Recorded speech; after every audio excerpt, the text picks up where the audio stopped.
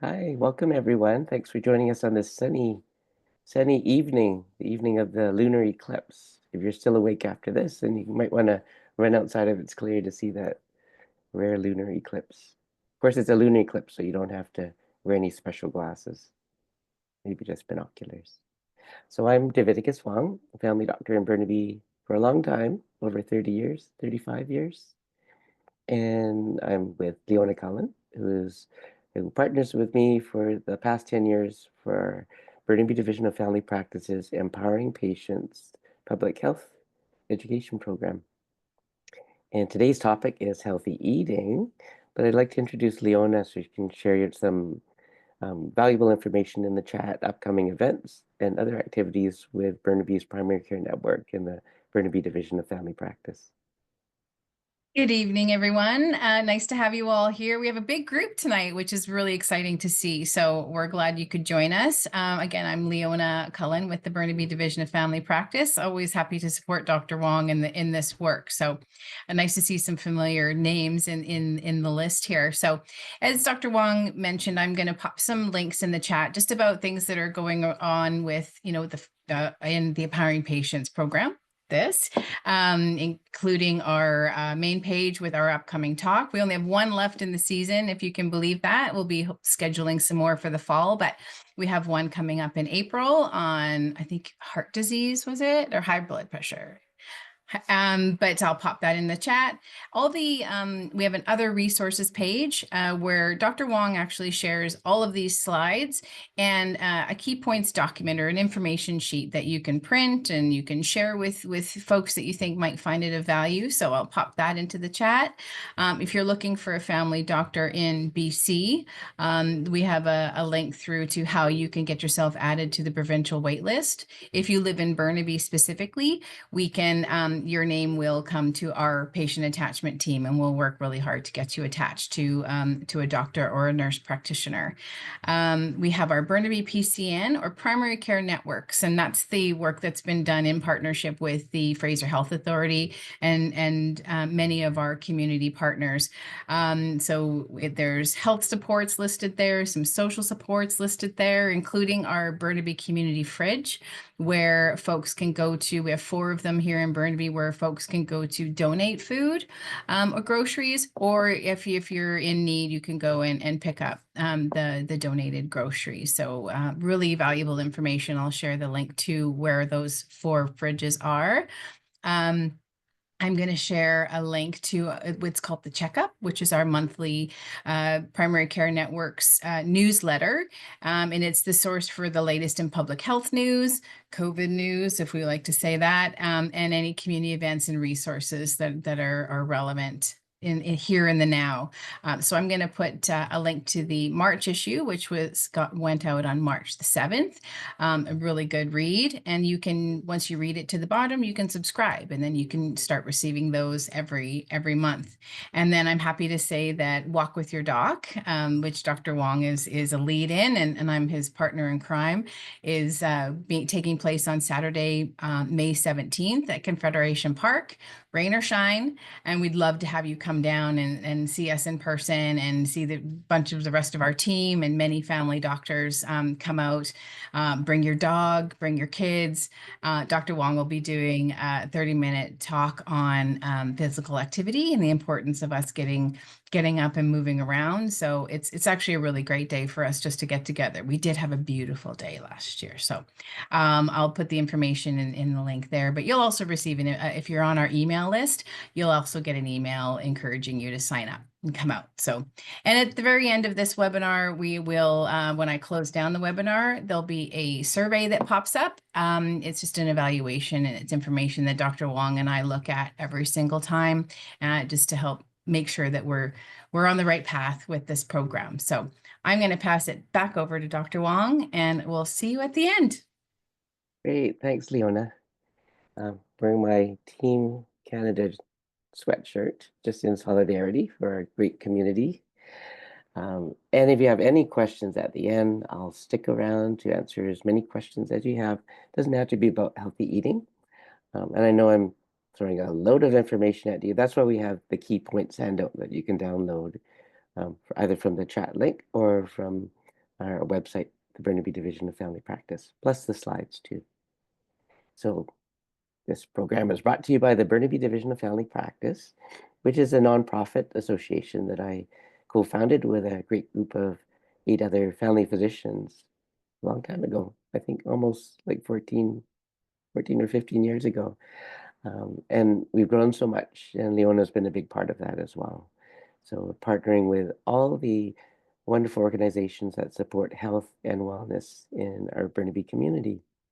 So that's our website, divisionsbc.ca/Burnaby, or you can Google Burnaby Division of Family Practice, but look for the Empowering Patients program, because it's our way of family doctors showing that, of course, we care for every one of our patients, care about our community, and we care about the future, and you're a big part of it.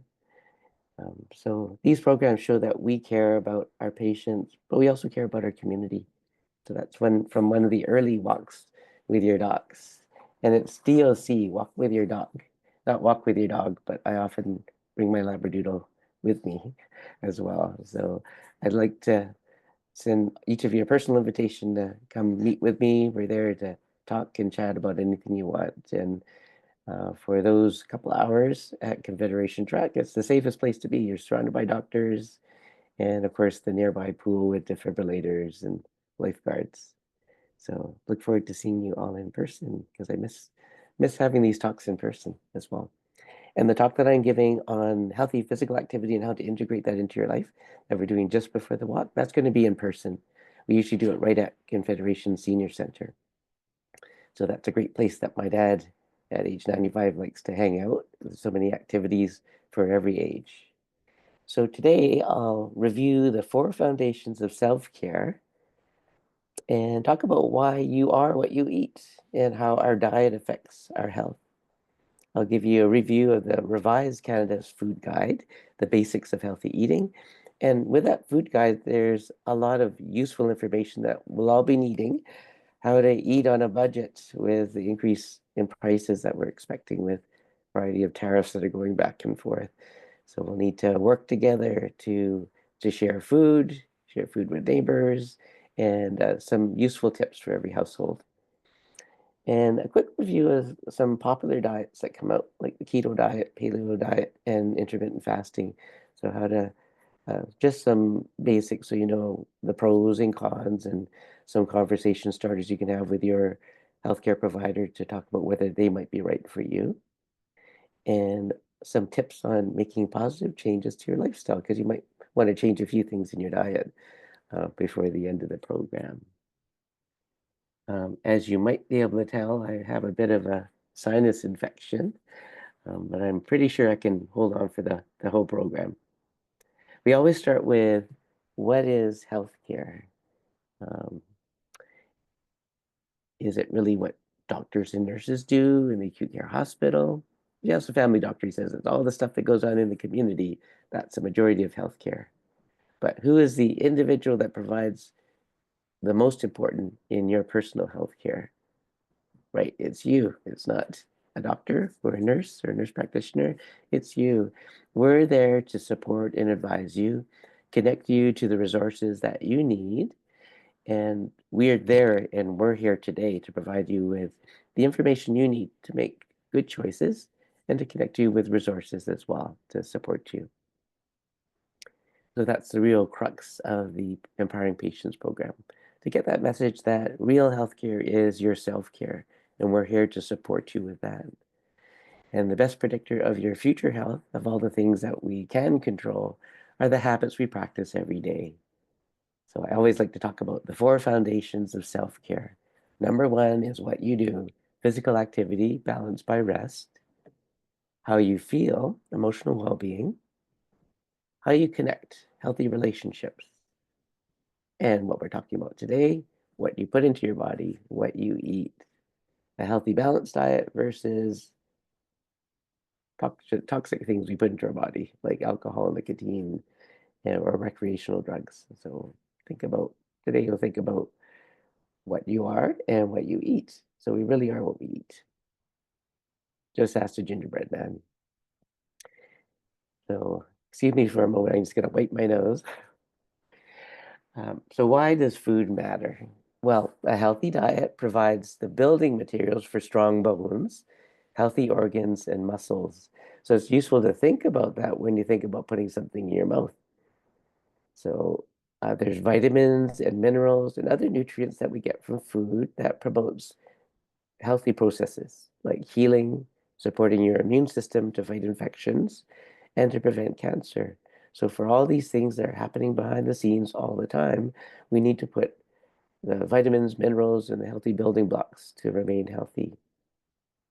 And of course, it provides you energy so that you have enough energy to do daily activity and enjoy the sports and other recreational things that you like to do. So think about if you had a really nice car like I used to have, you wouldn't put cheap fuel in it or homemade fuel into it or whatever's cheapest and fastest or looks the nicest. You want to put good quality fuel into your ride. So why would we not do the same thing with our own bodies? And I just wanted to say a note about the worst fuel you can put into your body. This might be okay for an automobile, but not for our own bodies.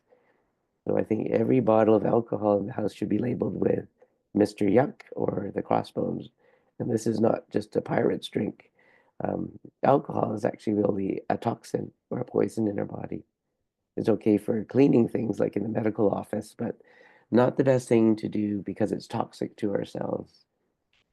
So not only is it toxic to individual cells and living tissue, it affects our brain as well. It can cause both depression and anxiety and definitely addiction and dependence. It's considered a group 1 carcinogen. That means a substance that can cause cancer. So that's the highest risk group, just like tobacco and smoking, radiation exposure, and asbestos. So think about that. That might make that next drink less appetizing. Alcohol also can cause a lot of damage to the heart when it's drunken over time and excessively. It can cause something called alcoholic cardiomyopathy that can also lead to heart failure. It's a big contributor to high blood pressure. So sometimes we have to use a number of different drugs to get that blood pressure under control. But when we help people to cut down on the drinking and then eliminate drinking, magically we can take some of those medications away.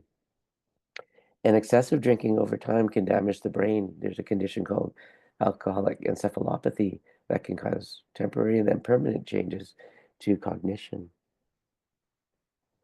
And the scariest thing is, and the reason for the new guidelines with drinking is that it's a carcinogen that primarily causes, proven to cause 7 common types of cancer.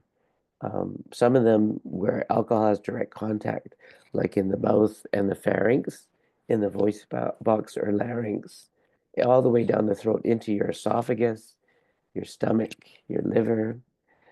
It's also a common cause for breast cancer as well in women. So it's proven to cause at least 7 different kinds of cancer.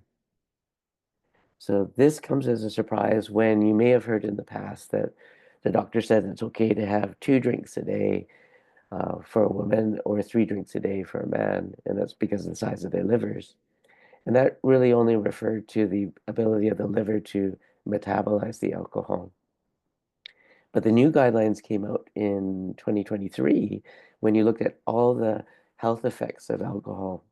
So really, there is no zero risk level for drinking. Like no drinking is a zero risk for drinking, but a lower risk alcohol frequency would be 0 to 2 drinks per week. And that's a big change from what people are used to. People always were convinced, and I think it was probably promoted by the alcohol industry, that a glass of wine, or especially red wine, as in the French paradox, is good for your health. But those antioxidants that are in in red wine don't counteract all the negative effects from alcohol itself. And just remember a drink. So some people think they're not drinking much because they're not drinking hard liquor, which is 40% alcohol, like liqueurs, like brandy. Um, that would be just a small shot glass is considered 1 drink of the 40% alcohol. Standard glass of wine, which is 12% alcohol, is 1 drink. And a mug or a glass of beer is considered 1 drink because beer is about 5% as opposed to 12% and 40% in wine and in the liqueurs as well. So think of the amount of alcohol and do your best to limit it to 2 or fewer drinks a week. And if you have difficulty cutting down on alcohol or feel you need some extra help, then your family doctor is there to help you as well. So put only healthy things into your tank, maybe not necessarily a banana. This is my ride now, so I'm going green. So I've been uh, driving a Honda Clarity now, which is a plug-in hybrid. So I'm usually going on electricity most of the time and buy very little gas. So food can harm us in other ways too. So a diet that's too high in fat, that is unhealthy fats like saturated fats, salt, or excessive calories or excessive sugar can lead to obesity, osteoarthritis, wearing down of our joints, and atherosclerosis, or hardening and plugging of our arteries. And that last thing can lead to strokes, dementia, chest pain, as in angina, and in heart attacks as well. And these things can also lead to diabetes and high blood pressure. If you're deficient or lacking things in your diet, for example, if you're lacking in calcium and vitamin D, this can result in impairment of your bone growth, not only in children that are growing, but as adults and older adults as well. It can lead to thinning in the bones or osteoporosis, and that can lead to fragility fractures like fractured hips or vertebrae in the spine, which are very painful and could be very disabling. If you're low in protein, it might result in losing weight and particularly losing muscle mass and cause muscle weakness. And if your diet is low in B12 or folate or iron, this can lead to anemia and therefore fatigue. It can affect our endurance with physical activity, and it can impair cognition as well. So often in the elderly, even with a fairly normal diet, we often have to check vitamin B12 levels because that can contribute to memory problems or cognitive problems that are easily reversible. Why don't we eat better? Knowing all these things, we know we should all eat better, but there's so many forces that make it difficult. One is just the habit. It's so easy when we're really rushed. Like when the kids were doing all their activities, like my daughter in dance and the boys in soccer and hockey or football. Sometimes it seemed easier just to go through the drive-through and get what everyone's craving for. So sometimes that habit is hard to break. And we'll talk about changing habits at the end of this talk. Also, we all have an emotional connection with food. So craft dinner, we all grew up with that. It's a very Canadian meal to have, and it's one of those comfort foods. But if you eat it every day, that's a lot of fat and a lot of calories you're consuming, and not quite as balanced as a variety of different foods. And we all have a cultural connection with food. For example, the Chinese diet is very high in carbohydrates and high in saturated fats as well, with lots of pork and beef and a variety of organ meats as well that can raise cholesterol and blood sugar and make it very difficult if you have diabetes. And the advertising. So if you watch television in the evening, how many times do you see so many fast food restaurants advertising their big juicy burgers and it looks so much more juicy and appetizing on your big 60-inch screen? So we're bombarded with this information, and it's hard not to think about food and to give into our craving, especially since it's so easy just to go out and go through a drive-through at any time of the day or night. And sometimes it's cost. Although it's not so cheap to go for fast food now, sometimes it's more costly to have fresh food and fresh vegetables and getting leaner cuts of chicken breast. And then the last part is knowledge, which we're sharing with you today, because there's lots of misinformation and there's a lot of information on the internet and on TV and television and even on the news that is often biased or slanted and not giving you unbiased information. But a good source, besides our Empowering Patients talk, is Canada's Food Guide from Health Canada. So I encourage you to look online at the Canada Food Guide, but I'm going to guide you through the basics and some tips from the Canada's Food Guide on eating on a budget as well. So this is a big summary that we should kind of picture and envision, and it's very similar to the diet we recommend for people with diabetes or at risk for diabetes. So this is from the Canada's Food Guide. So if you look at your dinner or lunch plate, ideally half your plate should be vegetables and fruits, primarily vegetables, which are lower in sugar. A quarter of the plate can be the starchy foods, that's the bottom corner. And we want to make those more complex carbohydrates like whole grain foods, brown rice rather than white rice. So foods that don't make our blood sugars go up so quickly and that are not as processed. So those are better for our bodies. In that top right quarter of the plate are sources of protein, which don't have to be meat. You can have tofu, beans, and lentils. Those are really healthy vegetarian sources as well.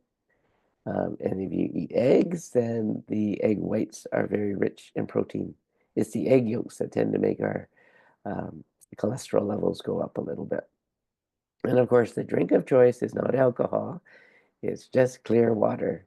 And of course, kids growing up, if they're lactose tolerant, should have their glass of milk with each meal to build up their bones and to supplement for vitamin D. So think of your dinner plate this way: half the plate vegetables or fruits, quarter of the plate a source of protein, hopefully low in saturated fats. And we'll talk about that in a moment. And a quarter of the plate, those complex carbs, the starchy foods, preferably not processed. So that big thing is eating plenty of fruits and vegetables. They provide a lot of fiber, which is the non-absorbent parts of plant food. So that's really good for bowel movements, for helping to some extent with cholesterol and absorption, and contains some vitamins from the fruits and vegetables. So if you have a good varied diet, most of us as younger adults don't need to take multivitamins. Our absorption may not be so great when we're seniors, so often we have seniors multivitamins as well. And of course, plenty of minerals that are natural, and it's best absorbed from natural food rather than pills. So remember, half your plate, mainly vegetables or fruits, and a whole fruit is much better than drinking fruit juice because there's way more calories, more sugar, and less fiber. And for people with diabetes, a glass of um, a fruit juice, orange juice, will actually have way too much sugar that we can't really burn off in our activities after that meal. So for people with diabetes, we recommend just one portion of fruit, like one apple or one orange, not like the three oranges that might be in a glass of orange juice. And then that quarter of the plate for protein-rich foods for your muscles.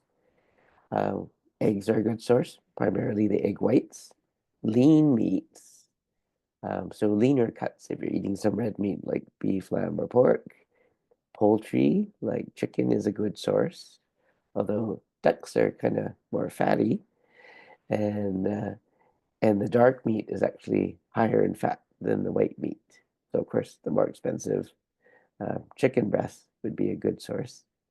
And of course, if you're vegetarian, then nuts and seeds like peanuts and almonds and cashews and sunflower seeds, those are good sources for protein as well. Other alternatives are fish and shellfish. Lower fat dairy products like low fat yogurt is a good source of protein. Beans, peas, and lentils are wonderful sources. And and you could also have fortified soy beverages, tofu, soybean, and other soy products are good sources for protein. And when we think about that quarter of the plate, which is the starches, choose whole grain foods like quinoa or wild rice or whole grain pasta, oatmeal or whole oats. Much better than white rice or plain potatoes. They're richer in fiber and vitamins and minerals. That fiber reduces the risk for stroke and colon cancer, heart disease, and diabetes. And there are some starchy foods or grain foods that have extra sodium and sugars and saturated fat. So commonly, some breads might be higher in these things that are not so healthy for us. Often commercial muffins, crackers, and a lot of pasta dishes might be higher in sodium and the sugars and the fat. So read labels, and sometimes homemade is better. So choose food that are healthy for you rather than the saturated fat. So reduce your risk for heart attacks or ischemic heart disease. So some healthy fats you can find in nuts and seeds and avocados and vegetable oils like canola oil, softer margarines like Basil, and from fatty fish like salmon and tuna.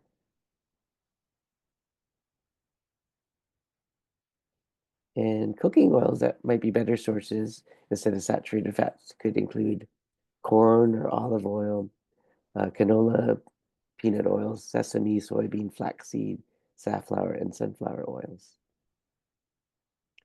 So the saturated fats you would like to avoid would be fattier cuts of meat, high-fat dairy products, highly processed foods, and actually palm oil and coconut oil is higher in saturated fats you want to avoid. And of course, all these yummy things that we crave for are higher in saturated fats.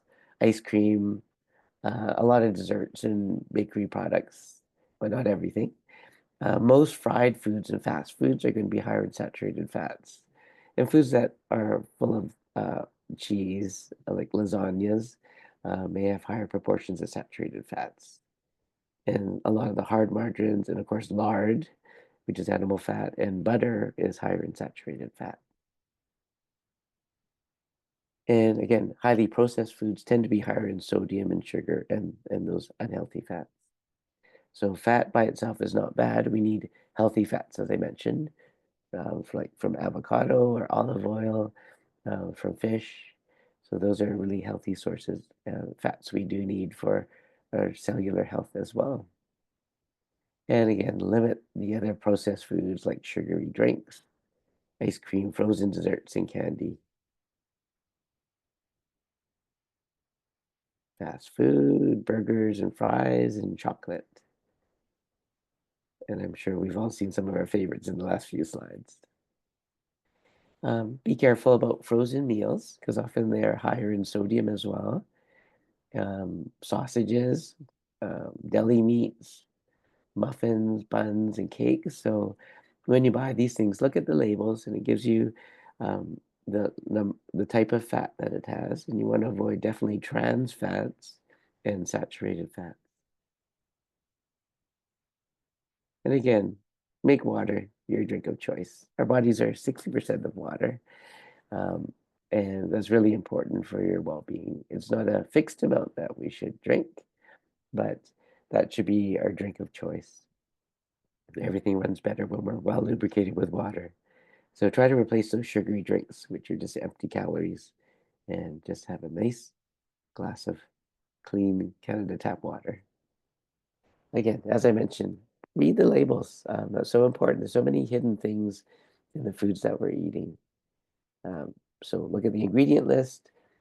So usually the food that weighs the most will be listed on top. Watch out for things you might be allergic to. And of course, note the expiry and best before dates. That's really important when you're shopping on a budget because you want things to last in your pantry.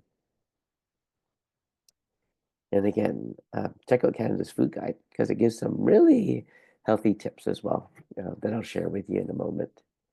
So for certain health conditions, we kind of modify the diet a little bit because there's special things we have to look out for. But if you do have a chronic condition, you may want to speak to your doctor. Often he'll involve a dietitian or a nurse to kind of guide us in the best choices for you. So if you have diabetes or pre-diabetes, like a family history of diabetes and you're sensitive to sugars, you want to eat fairly frequent small meals just to keep your sugar levels even throughout the day. You need to manage your portions, like we talked about, half the plate being vegetables and fruits, a quarter the starchy foods, and you'll choose what we call the lower glycemic index versions of those starchy foods, and then low fat sources for protein for that other quarter plate.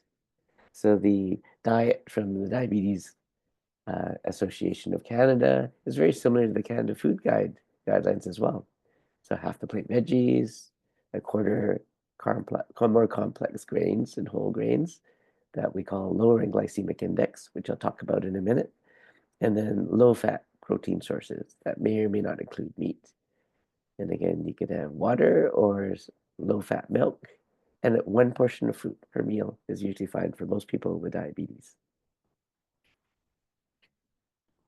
A handy portion guide from the Canada Diabetes Association. So when you're thinking about grains or starches or fruits, about the size of your fist is about the right size per meal. And the amount of vegetables, you can eat plenty, so what you can carry in 2 hands. And the amount of protein or meat alternatives is about the size of the palm of your hand. And the amount of fats, and hopefully the healthy types of fats, about the tip of your thumb. That amount is about right.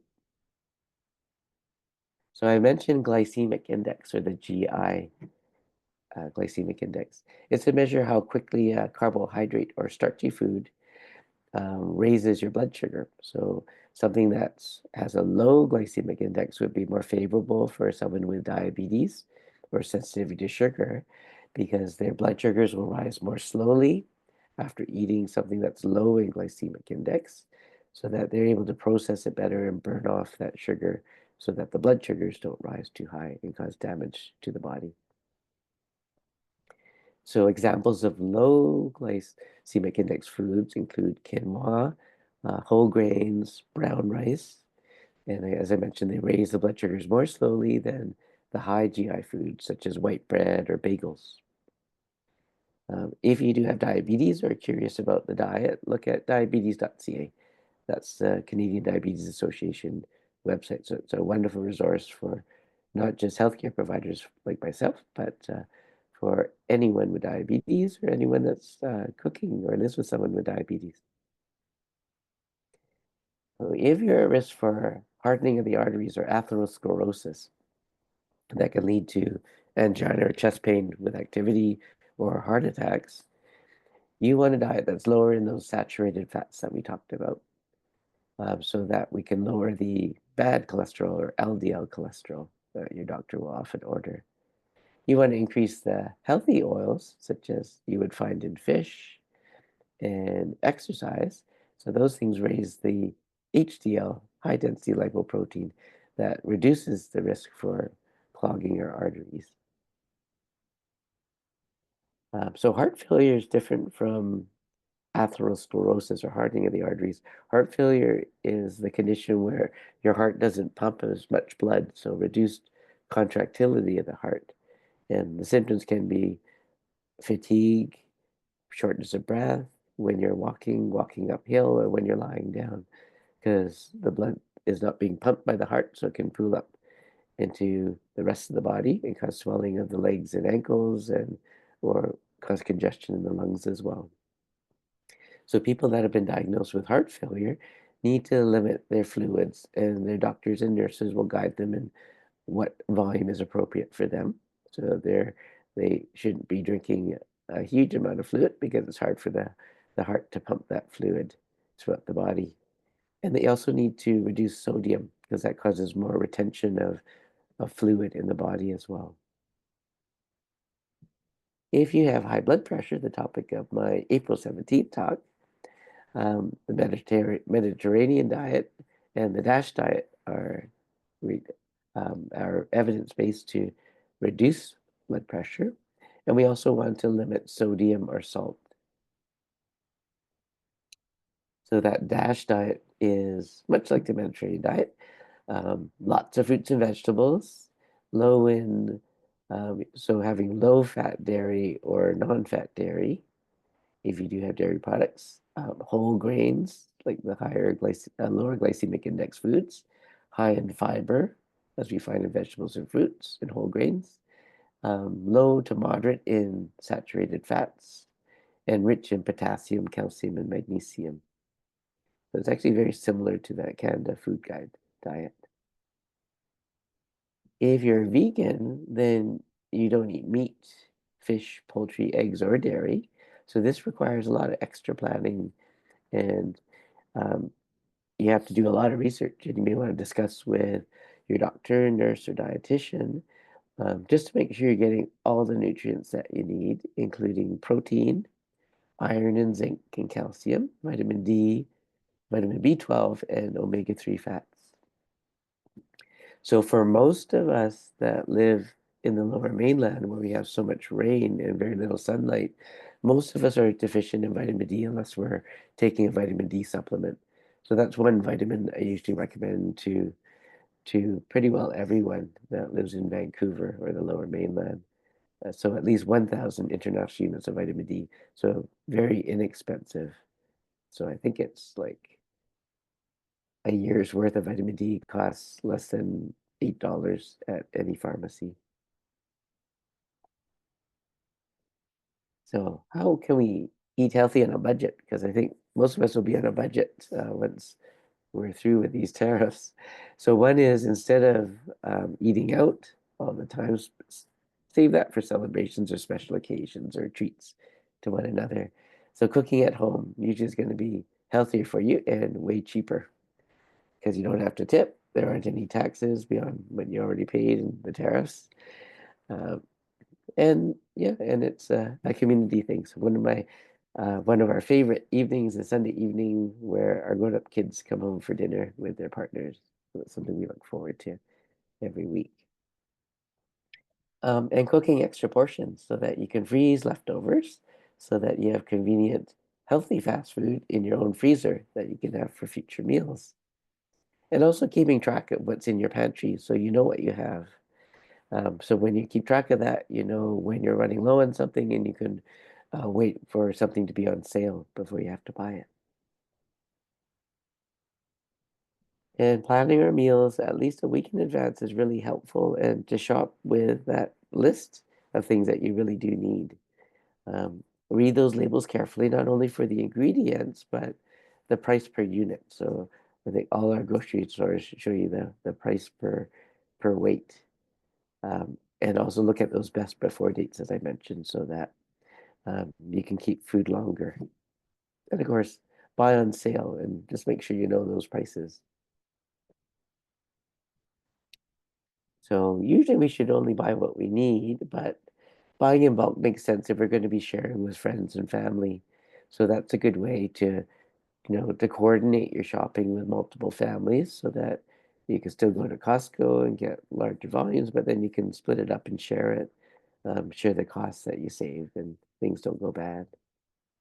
And plan your snacks rather than reaching for the snacky foods like the chips that are in the pantry.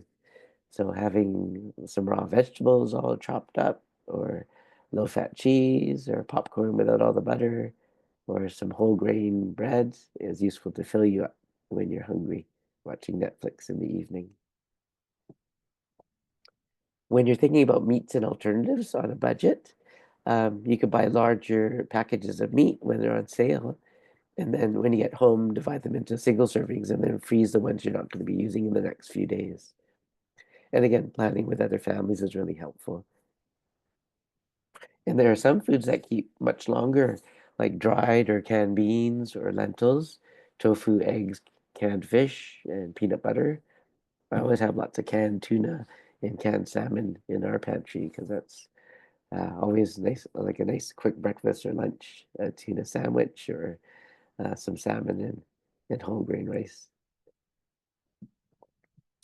For fruits and vegetables, which often go bad really quickly, buy in season. So the most expensive watermelon I bought was in the wintertime when my wife was pregnant with our first child and went all the way to Granville Island. It was the most expensive watermelon. And avoid buying fruit that's overripe or just about to get ripe because then you have to eat it pretty quickly and you don't want it to go bad before you get a chance to enjoy it together. And buy large bags of frozen veggies because they still have a lot of nutrition. Just watch for the sodium content. Or buy canned, frozen, or dried fruit. Again, watching for extra sodium as well. For grains, buy rice, flour, oats, and pasta in bulk again, and whole grain bread in bulk. And um, often we'll buy at Costco and then put one loaf in the freezer so it doesn't go bad before we get to it in the next week. And as we mentioned earlier, there's the neighborhood fridge. So the food network that's part of Burnaby's primary care networks. So not just the division of family practice, but a variety of nonprofits and health organizations that are working together to support the community so no one has to go hungry. So briefly, I'll talk about some really popular diet trends. So the first is intermittent fasting. The second is the keto diet, and the third is the paleo diet. So they all have kind of their pros and cons and things you should watch out for and discussion points with your healthcare provider. So intermittent fasting, so nothing on the plate. So basically, it's not eating for a period of time. It could either be for a portion of the day or a whole day or a part of the week. So one approach is alternate day fasting, eating normally on one day and then fasting or eating a smaller meal on the next day. It could be a particular time of the day, like fasting or eating nothing from 5 to 2, um, or a normal diet for 5 days and fasting for 2 days. And then the last is that little window of time that I'll eat only during this certain period of time, like in an 8-hour period of time, or fasting for that 8-hour period of time. So the rationale is that we lose weight with reducing calories, so that definitely works. It also tends to increase human growth hormone naturally, and that can lead to fat loss and gaining muscles. And it can reduce the natural insulin levels, and then we can start burning our stores of fat that we all have. The short-term benefits that it definitely does reduce the calories and therefore the weight loss. But the downside is the hunger, the fatigue, and the insomnia, and the nausea and the headaches some people might suffer. We don't recommend it in pregnancy or when you're breastfeeding, when you need those calories throughout the day to feed your baby in utero or your newborn baby. And generally not recommended for diabetes, where you want to maintain an even level of blood sugars. And it may worsen certain medical conditions such as gout or kidney stones to go without food or maybe even getting dehydrated. So it's important to have that discussion with your healthcare provider before embarking on intermittent fasting on your own. And then the keto diet. So the keto diet is much higher in protein. So basically, it's higher in fat, lower in carbohydrates. And the rationale is that when blood sugars drop after 3 or 4 days on the keto diet, the body thinks it's starving and breaks down fat and protein for energy rather than just relying on the sugars. And the short-term benefits is a lot of people do lose weight on the keto diet with decreased blood sugar levels. Um, and some people feel that decreases the inflammation in the body. The downside is that after a period of time, you're consuming a lot more saturated fats than you can burn, and you may gain weight and increase your cholesterol levels, and that's at risk for diabetes and heart disease. It can also cause acidosis, which is a chemical metabolic effect in your body, and that could be harmful for kidneys, and it could actually increase body fat. And then the paleo diet, and the basics of the paleo diet is that we're eating foods that are similar to what humans ate during the Paleolithic era, 2.5 million to 10,000 years ago, when we were hunters and gatherers before the advent of farming. So basically, it's leaner meats, fish, fruits and vegetables, nuts and seeds. It's lacking in dairy because we needed farming for that, a lot of legumes and potatoes and grains. And the rationale, it was felt to be a better match for our evolution because Homo sapiens evolved during that era. And the addition of grains and legumes and dairy products uh, were believed to cause more obesity and diabetes and heart disease, but I don't really think that's the case. So the benefits are some weight loss, improved glucose tolerance, better blood pressure control, but the downside is the absence of the whole grains and legumes and the absence of dairy or a source of protein and calcium and excess protein that might be harmful for the kidneys and also it could be quite expensive as well. So again, do consult with your healthcare provider before you consider starting any of these diets or doing a major change in your lifestyle, just to make sure it's right for you and your body. So I'd like to share a few keys to achieving whatever goal you might have. So choose wisely. So work on one goal at a time. It has to be one that really resonates with what matters to you. So something you really care about. Number two is visualizing yourself achieving that goal. So it's reshaping your identity, seeing yourself as someone that's more active, someone that's not giving into fast food, someone that no longer drinks or has fewer than 2 drinks a week. Visualizing yourself really reprograms your subconscious and is kind of priming the pump for success.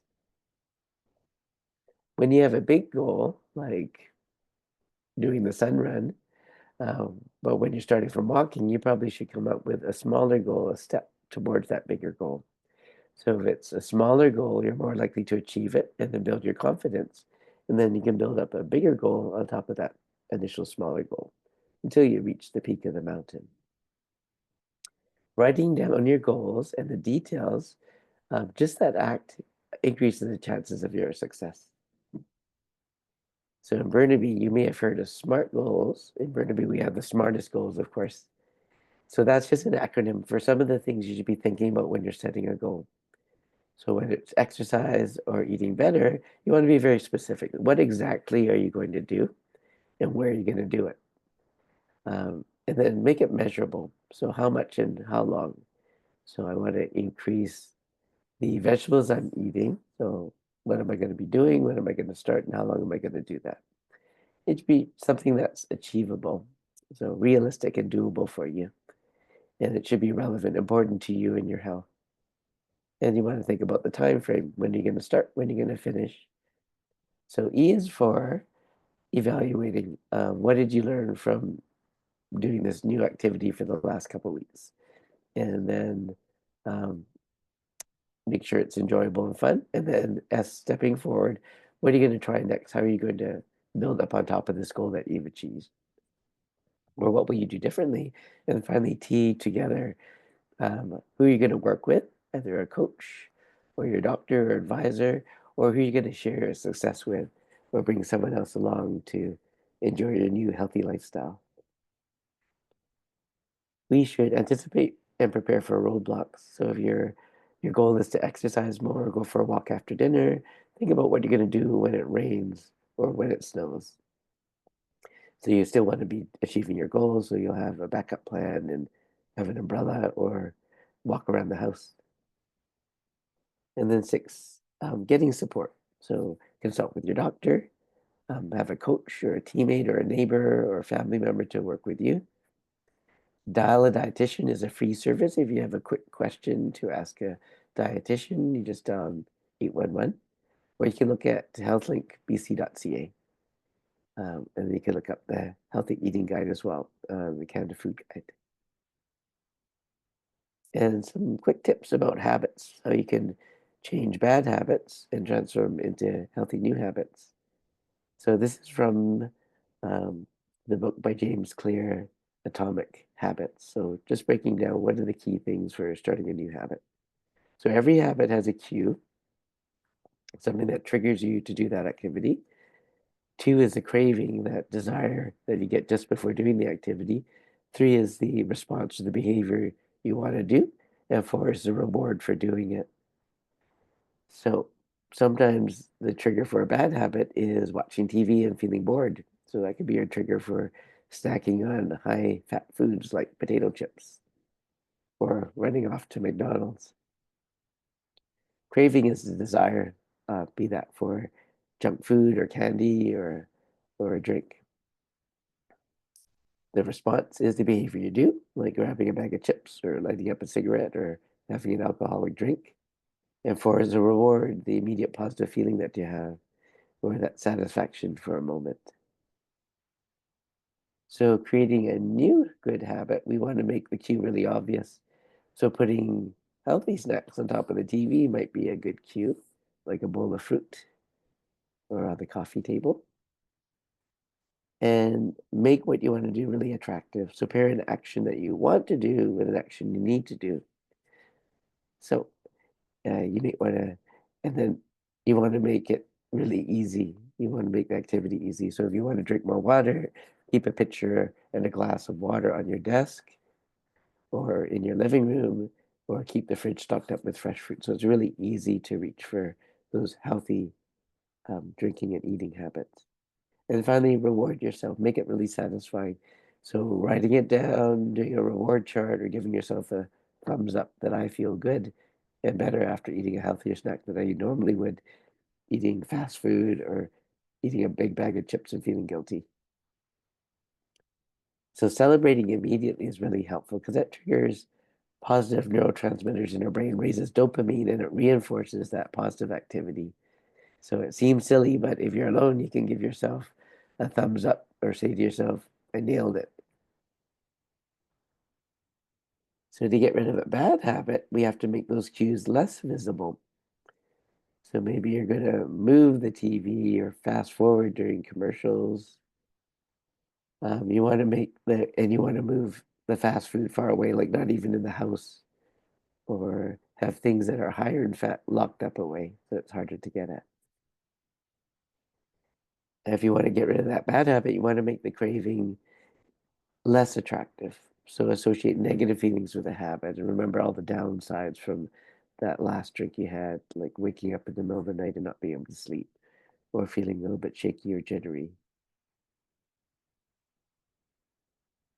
To get rid of a bad habit, we want to make it more difficult to do. So no alcohol or junk food in the house, create obstacles and extra steps between you and that action so it takes more thought. It might make you give up early. And then start making that bad habit unsatisfying. So make a contract to report to your partner uh, or your best friend that you're going to give them $5 every time you give in to that bad habit. So I invite you to kind of share the great tips that resonated with you, and share the slides with anyone you feel could benefit. And I think pretty well most of us know someone that would benefit from eating a healthier diet and reducing alcohol and exercising more. And yeah, and it brings us to where we are here. So we're here as Family Docs to show you that we care about your health and your community. And you're part of this circle of caring where you can share what you know with the people that you care about, your neighbors and friends and coworkers and your family as well.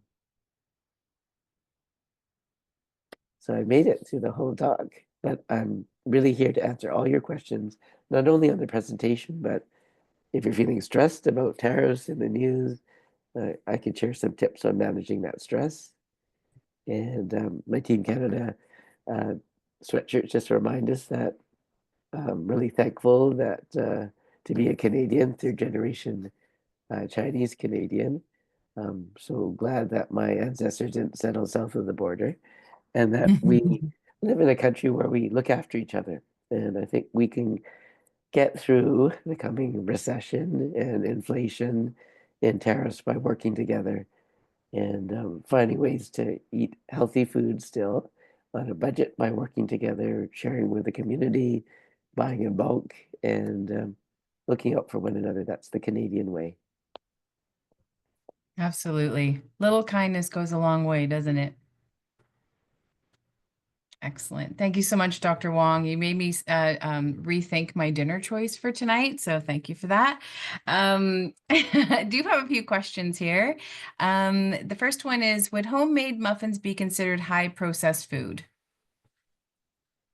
Uh, I wouldn't say that's high process. So you will know what you're putting in um, the ingredients, so you know how much sugar. Are you using a lot of sugar or no sugar? You're probably using, yeah, fresh vegetables for your carrot muffins. So it depends on what you're putting into it. So it's better if you know, but I know it's a lot more time consuming as well. Sure. Absolutely. If one does not have diabetes, is it still good to look for food with low GI? Not necessarily. So if you're not really sensitive to it. But if you look at it in general, a lot of the high glycemic index foods are highly processed. So that's not necessarily healthy for our bodies as well. Right, right. Okay, thank you. Is there one brand of vitamin D better than another? The supplement world is a crazy one, isn't it? I don't think so, but I go for something made in Canada. Fair enough, fair enough. Okay, excellent. Do we need supplements if we cannot eat following the Canadian food guide? There might be some aspects that are hard to follow because of, yeah, a lot of people have allergies or food intolerances or religious traditions that might prevent them from eating a variety of some of those foods. It usually would suit most people. So most people, if you're not getting enough fruits and vegetables, then you're missing out on a lot of natural sources for vegetables and for vitamins and minerals. So you have to look carefully at your diet. Consulting with a dietitian might be helpful if you have a medically restricted diet. Right. Yeah. No, that's great. What's the different benefits between oil from seeds, canola oil, rice, barn oil, sunflower seed oil, etc., and seed from fruit, olive oil and avocado oil? Is the oil from fruit better? Not necessarily. I think that's one where I'm going to call 811 down a dietitian to get the big comparison, but that's a good question. That's a great question. Yeah. Yeah, 811, it's wonderful that they have we have access to dietitians now. It's a really great service we have here in BC.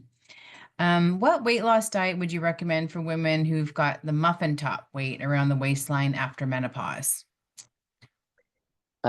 Actually, any patient that's concerned about her weight and wants to talk about weight loss or the best diet, we just want to make sure we're up to date with her regular blood work because it would be different if she has prediabetes or diabetes. It would be Right. different if she has at risk for heart disease or high cholesterol. And it would be Right. different if she has some other conditions like heart failure, where we have to be careful about sodium and fluid. Okay, great. So getting our blood work done. Duly noted. I'll put that on my list of things to do. Yeah, so there's no one size fits all weight loss diet. The Canada Food Guide is just a good general guideline that's good for most people. But as we mentioned, it may not apply to everyone. So if you're unable to follow it, then to talk to your healthcare provider to see what you might be missing and what you should supplement, or if another diet's might more appropriate for you. Okay, that's great. When you mentioned the keto diet, is adding MCT oil to coffee in the morning healthy? I'm not familiar with MCT oil. Uh, I think it's from coconut, but don't quote me on that. So that may we may have to do a little bit of research on that one. If it's yeah, I've heard of it. I just don't know exactly what it is, and I've seen it in the health food stores. yeah, in general, we probably wouldn't add coconut oil because that's not one of the healthier fats to have in our bodies. Right, right. Somebody asked how they would know if they have disordered eating. You mean like anorexia or bulimia? I would assume so. Yeah. Yeah,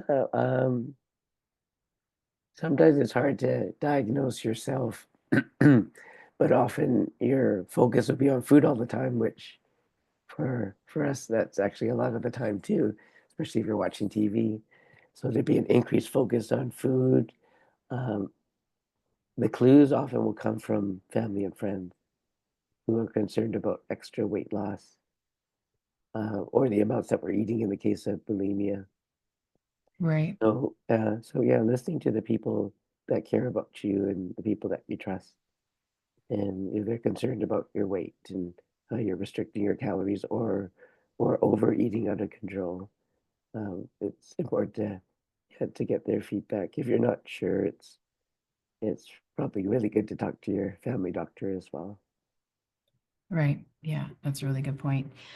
So we've got my colleague Masood is on the line as well. He's very much a follower of this program. So thank you, Masood, and for your kind wishes in there.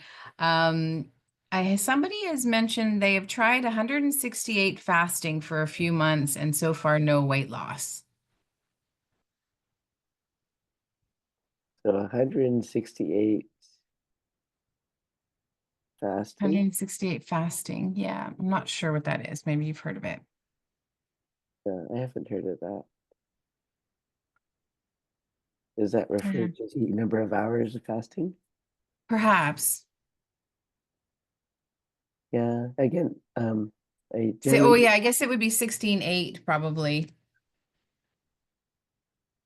yeah, so 16 hours no food and only during the 8-hour period. Yeah. yeah, you want to make sure it suits your metabolism. So, because someone with diabetes, then um, when you're not eating for a long period of time, body thinks it's starving, and then when you start eating, then your blood sugars will go up more quickly. Right. Yes, that's it. Well, that's it for our questions. So, thank you very much. And thank you for doing this, being that you're not feeling great, Dr. Wong. It's really kind of you to jump on with us and share all this information. If is anyone, we're early, so does anyone have any more questions? You can tell me if there's any questions, but I can give some some tips for managing stress. There, a lot of people have been telling me they're losing sleep at nighttime. Um, so one tip is managing your dose of news.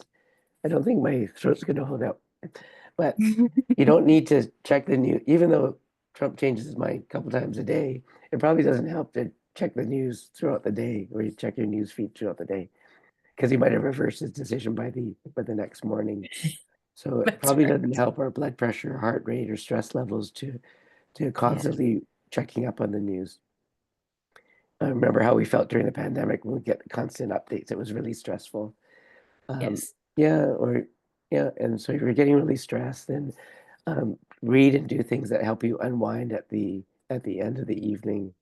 So something that's timeless, timeless classic that reminds you that the human race is going to survive, and uh, and that the stress response. So what really stresses people is they know I'm stressed, and I know stress kills. Stress raises blood pressure and heart rate. It's going to give me a heart attack.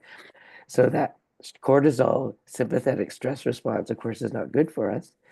But we have another stress response that's the positive stress response, and that raises our motivation, like dopamine, neurotransmitters go up. It brings us together, oxytocin. So if we're helping other people in a crisis, that brings us together. It actually is really good, relaxes our nervous system. It stimulates the parasympathetic nervous system, blood pressure drops, heart rate drops, ulcers heal up. So if your response to stress, to think about, well, these are things I can't control, but there are a lot of things I can control, and I can control things not globally, but I can control things locally. I can do a positive thing to help my neighbor or to make things positive in my home and my workplace. I can offer a helping hand. I can work with other people. I can speak out for things I really care about.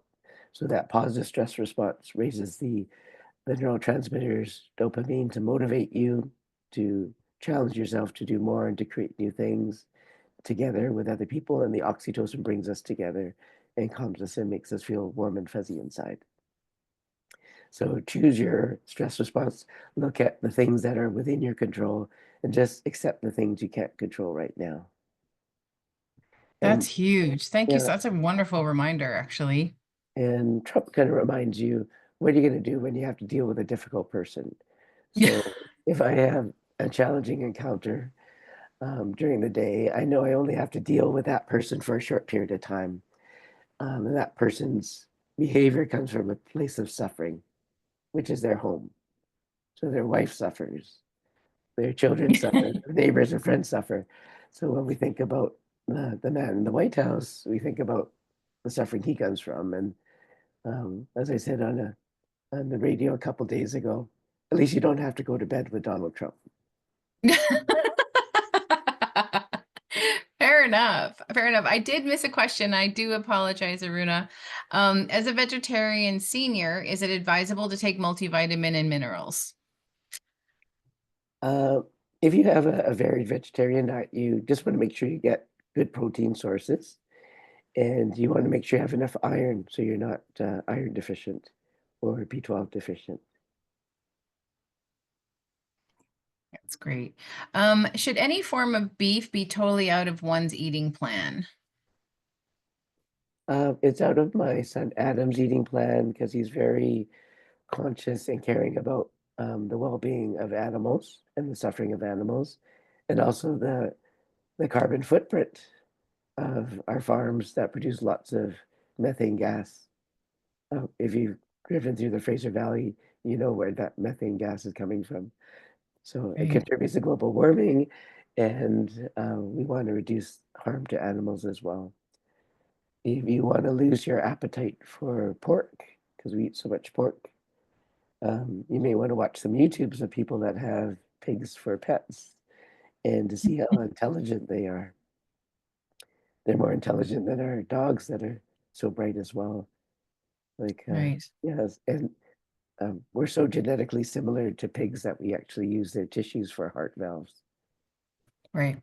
I've heard that. So, yeah, so that could make you lose your appetite for beef and for pork.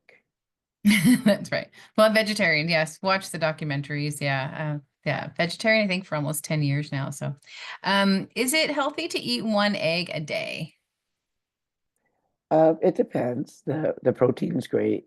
The egg yolks for most people, one egg a day is not a big deal. For some people, they're more sensitive to it. It could affect their cholesterol profile. Okay. So again, getting our blood work done on regularly is going to be pretty key. Great. Dr. Wong, is any special food helping diabetic neuropathy? And then get well soon. Yeah, that's a tough one because that's due to uncontrolled diabetes or high blood sugars above the optimal level for a long time, because that leads to the damage, more permanent damage to the nerves. Um, Sometimes a lack of B12 could be a cause for another type of neuropathy. So you'd want to check your vitamin levels for B12 particularly. Okay. Great. And also what food to avoid for gastritis? Number one is alcohol. Number Okay. two is excess caffeine, like too much coffee. And then really highly acidic foods, most people would cut down on. But of course, a lot of gastritis or esophagitis and ulcers is caused by a bacteria. So if someone Oh, has like recurrent gastritis or heartburn, their doctor might suggest checking for that bacteria. It can be done at the lab through blood, breath tests, or stool tests for H. pylori. okay. Great. So I think we did it. Some lovely comments in the chat there that I think you can see. Susan said the Livy method is a Canadian weight loss method that incorporates all Dr. Wong's points. So, so that's good to hear. Yeah, I think you did it. Oh, do hormone levels affect weight loss? Yeah, definitely. But there's a variety of hormones, but there's a lot of changes as men and women age, lack of testosterone in men can cause more loss of muscle mass, increase abdominal fat, um, insulin levels, if they're uh, too high and we have insulin resistance, can lead to abdominal obesity and worsen diabetes and blood pressure and cholesterol. And Right, changes in estrogen levels in women as well that affects their metabolism. right. Great. Well, you know what? I think we'll let Dr. Wong jump off and get some rest and recuperate. So this was really helpful for me. So, and it looks like it was helpful for our group on here. So thank you so much, and thank you for jumping in and joining us tonight. I will be updating the website. This recording will be online tomorrow, as well as the other materials that we promised. So hopefully we will see you in person in May. Sign up for our April 17th talk. I've put the information in the chat. And yeah, and please complete their evaluation as soon as we shut this webinar down. There'll be a really short evaluation for you to complete. So that's it. Thank you so much. Have a great Yeah, evening. thanks, Leona. I look forward to seeing all of you at our Walk with Our Dog on May Yes. 17th at Confed Park. Absolutely. So one of the questions in the evaluation, the action me, please put your email in there. If you already get emails, you don't have to throw it in there, but you will get a personal invite from myself, inviting you to walk with your doc. So stay tuned for that. Have a great night, everybody. Enjoy the eclipse. Thanks. Bye-bye. Bye.